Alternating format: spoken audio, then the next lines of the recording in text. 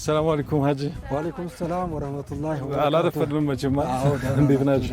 አማን ናችሁ? እንዴት ናችሁ? ሰላም ነው? ሰላም ናችሁ? አልሐምዱሊላህ። እንዴት ናችሁ? ሁሉ ሰላም? ደህና ነን አልሐምዱሊላህ። በጥራችን መሰረት መተን እናመሰግናለን። እኛም እየጠበቅን ነው። እንደው ሀጂ አረፋ ሲደርስ የጋዜጠኛ ነገር ወደ ጥያቄው ነው። አረፋ ሲደርስ መቼም የሱ ሀጂ አድርጓል። ሁሉም ሙስሊም በጉጉት የሚጠብቀው ጊዜ ነው። የሀጂ ሁሉም ይናፍቀዋል፣ የሚችለውም አይችለውም። እና እሱ ደግሞ አላህ አግርቶለት ሄደው ሀጂ አድርገዋልና ትንሽ ከትዝታው ትንሽ ነገር ቢነግሩን ደስ ይለኛል፣ ወደ ዋናው ጉዳይ ሳንገባ። አዎ እንግዲህ በመጀመሪያ ደረጃ ሀጅ ማለት በእስልምና በኩል ከአምስቱ መሰረታዊ ጉዳዮች አንዱ ነው። ሀጅ ማለት በጥቅሉ እንግዲህ አንድ ሙስሊም የሆነ ሰው አቅም እስካለው ድረስ፣ ሙስሊም እስከሆነ ድረስ፣ አእምሮ የተሟላ እስከሆነ ድረስ፣ ለአቅመ አዳም የደረሰ እስከሆነ ድረስ፣ እንዲሁም ደግሞ ደርሶ እስኪመለስ በቂ የሆነ ሀብት ንብረት እስካለው ድረስ፣ ቤተሰቦችን የሚያቆይ ሀብት ንብረት እስካለ ድረስ ሀጅ ማድረግ ግዴታ አለበት። ይሄ ከእስልምና መሰረቶች አንዱ ነው። የሀጅ ፕሮግራም በምንሄድበት ሰዓት ላይ እጅግ በጣም ስሜታዊ የሚያደርጉ ብዙ ነገሮች አሉ። ምክንያቱም አላህ በዛ ቦታ ላይ ያስተላለፋቸውና ያስቀመጣቸው መልእክቶችም ስላሉ እነዛን ለመፈጸም ራስን አዘጋጅቶ መገኘት ተገቢ በመሆኑ እዛ ቦታ ላይ ተገኝተናል። መታደል ነው። መታደል ነው። ሁሉም ሰው በተለይ ሙስሊም የሆነው ሰው ሊመኘው በህይወቱ አንድም ቢሆን ሊያገኘው የሚጓጓለትን ነገር አግኝተዋል። እንኳን ደስ አልሐምዱሊላህ ሽክራን አልሐምዱሊላህ። እንደው እዚያ ያለው አብሮነት ግን ይሄ በጋራ ከተለያየ የኢትዮጵያ አካባቢ ከተለያየ ዓለም ነው ሙስሊሙ ተሰባስቦ ለአንድ ዓላማ የሚሰበሰበውና እዚያ ያለውን አብሮነት ግን እንዴት ያዩታል? እንደሰማሁት ከሆነ የሀገር መሪዎች ሁሉ ይገኛሉ አሉ። እዛ አካባቢ በሚካሄድበት ሰዓት ላይ እንግዲህ ሀብታም፣ ድሃ፣ ትንሽ፣ ትልቅ ሳይባል ሁሉም ሰው ወደ አላህ ቤት ሲሄድ አንዲት ሽርጥና አንዲት ነጠላ ለብሶ ነው የሚሄደው። ይሄን እንደ ከፈን መስሉት። ከዛ በምንገናኝበት ሰዓት ላይ አንተ ጠቅላይ ሚኒስተር ነህ፣ አንተ ጄኔራል ነህ፣ አንተ ሀብታም ነህ፣ አንተ ድሃ ነህ፣ አንተ ጥቁር ነህ፣ አንተ ነጭ ነህ፣ አንተ አረብ ነህ፣ አንተ አፍሪካዊ ነህ ተብለ የምትባልበት መንገድ የለም። ሁሉም ሙስሊም እኩል ነው። በአላህ ዘንድ ሁሉም ሙስሊም እኩል ነው። የተለያየ ነው እንድንተሳሰብ እንድንፈቃቀድ እንጂ ከዛ ውጪ በሙስሊም ደረጃ ልዩነት በፍጹም የለም። እንግዲህ ይሄ የአላህን ትእዛዝ መፈጸም ነው።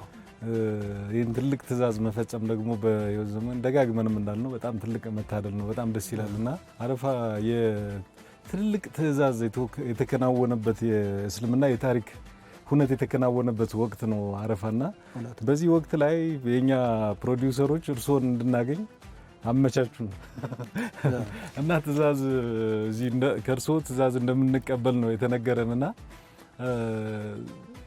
እስኪ የመታዘዝን ዋጋ በአረፋ ታሪኮች ውስጥ እንዴት ልንመለከተው እንችላለን የሚለውን ሀሳብ እናንሳና ወደ መልእክቱ ብንሄድ ቆንጆ ይመስለኛል። መታዘዝን በተመለከተ አንድ ሙስሊም ሆኖ እስከተገኘ ድረስ በአላህ ትእዛዞች መፈጸም የሚገባቸውን ነገሮች ሁሉ መፈጸም መቻል አለበት። ለምሳሌ አረፋ በመጣ ጊዜ የኡዱህያ እርድ አለ። ይሄ ትእዛዝ ነው ከአላህ የታዘዘ መስዋዕትነት መደረግ መቻል አለበት። ያ መስዋዕትነት ደግሞ አብሮነትን የሚገልጽ መሆን መቻል አለበት።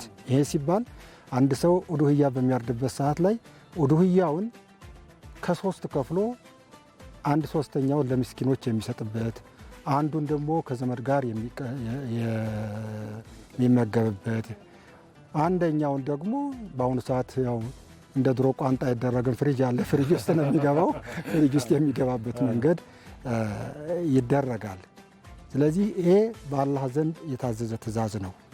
በዚህ ትእዛዝ ላይ ሙስሊሙ ህብረተሰብ ሁሉም ሰው ተደስቶ ምስኪኑም፣ ሀብታሙም፣ ድሃውም ሁሉም ተደስቶ የሚውልበት ቀን ካላህ የታዘዘ ትእዛዝ በመሆኑ ይሄን ትእዛዝ ደግሞ ሁሉም ሙስሊም ህብረተሰብ የሚያከብረው ነው።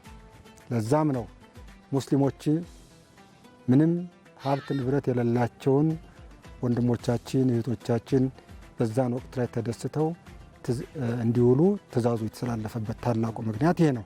እንግዲህ ስለ ትእዛዝ በትንሹም ቢሆን እንዳልኳችሁ ወይም እንዳዘዝኳችሁ ሁሉ እኔ እናንተን ደግሞ ወደ ሌላ አካባቢ ላዛችሁ እፈልጋለሁኝ።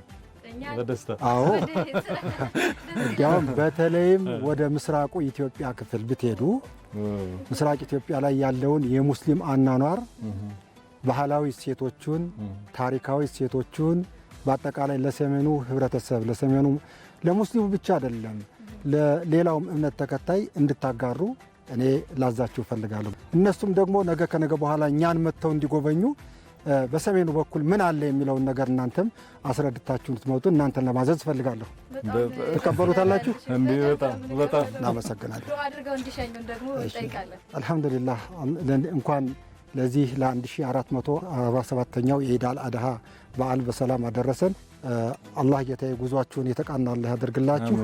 አዎ ይዛችሁት የምትመጡ መልእክት ደግሞ ለሙስሊሙ ህብረተሰብ ብሎም ለሌላው እምነት ተከታይ ጠቃሚና መካሪ የሚሆን አላህ ያደርግላችሁ። አሚን። ሰላም አለይኩም ወራህመቱላሂ ወበረካቱ። ወአለይኩም ሰላም ወራህመቱላሂ ወበረካቱ።